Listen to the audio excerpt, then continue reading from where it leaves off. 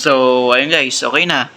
Nasolve na natin yung problema. So, ayun guys, welcome back sa ating YouTube channel at sa ating Facebook page. At kung bago ka pa lang dito, nag-upload ako dito ng mga video tutorials about sa mga basic troubleshooting sa pagre-repair ng mga laptop at ng mga printer. At nag-upload din ako dito guys ng mga video tutorials na related sa ICT na talagang pakikinabangan nyo. So, hello guys, welcome back sa ating panibagong tutorial. Ngayon ay i-share ko sa inyo kung paano ba natin i-troubleshoot yung nagiging problema sa mga printer natin na lumalabas. Ay check natin tulad dito sa printer na to guys, dinala sa akin. Ito, yan. Dinala sa akin dito ng tropa natin. Kasi hindi siya mapakapag-print, may lumalabas dito na problema sa screen niya. So, check natin kung ano yan. So, ito guys, isinaksa ko na. Then, i-power on natin. Ang model pala nito guys ay Epson L, ayan, 5290. So, ito yung problema. Masyadong maliwanag eh. So, ayan siya oh. Dying pad needs service, contact Epson. So, kapag ganyan, hindi tayo makakapag-print. So, try natin kung anong magagawa natin na troubleshoot yan guys. Ita-try natin i-reset kasi posibleng reset lang yan. So, ito din-download ko to guys. So, dito tayo.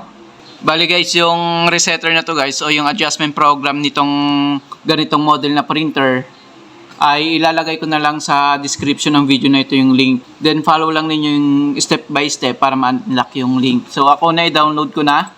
Ito na yan siya. Magiging itsura niya guys ay, so, ito siya guys, yan. Epson L5290. Then, click ninyo yan. Then, right-click. Extract to Epson L, yan, ayan siya. Click niyo yan.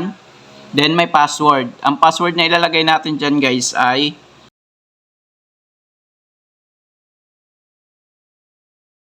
so, ayan yung password nyo guys. Bali yung password na to guys ay ilalagay ko sa video na ito. I-unhide ko. Kaya panoorin nyo yung video ng buo guys. So, okay natin. So, yes lang natin kasi na-extract ko na. Yes to all. So, ito na yan siya. Kapag na-extract natin. Yan. Then, open lang natin yan. So, pasensya na kayo guys. Hindi na ako gumamit ng screen recorder para mabilis tayo. So, open lang ulit natin yan. Then, ito mapapansin natin adjustment program. Double-click lang natin yan. Then, ito na yung lalabas. Then, click natin itong select.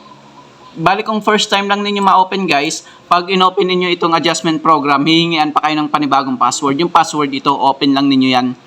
Tapos i-copy-paste lang ninyo yung password. So, yun lang yun siya guys. So, open natin to. Then, ayan yung lalabas.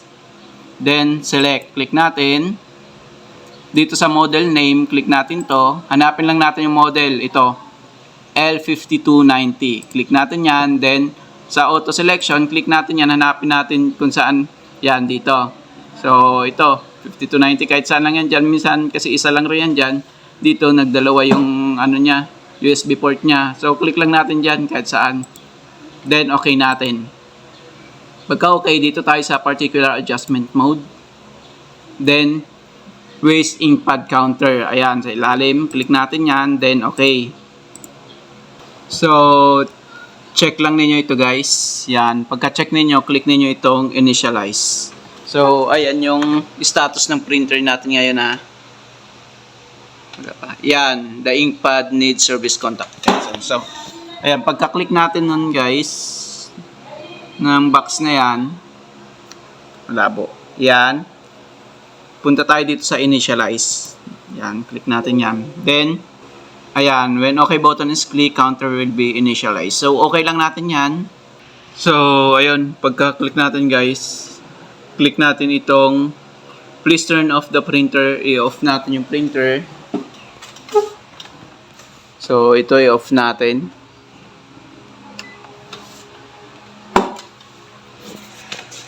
Then, okay natin.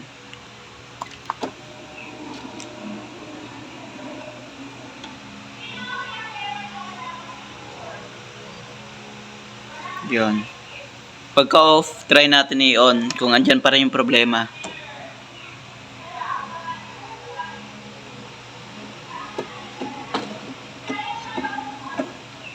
So, Ayun, nawala na. Oh. Ayun. Nawala na siya, guys. Pag nag-stop na to, ibig sabihin okay na siya. So, ayun. Okay na siya, oh. Then, ito, i-okay lang natin ulit. Oh, ayan siya, oh. The waste ink pad counter has been initialized properly. So, okay lang natin yan. So, try natin ulit i-open. Kung wala na ba yung machine error niya na yon.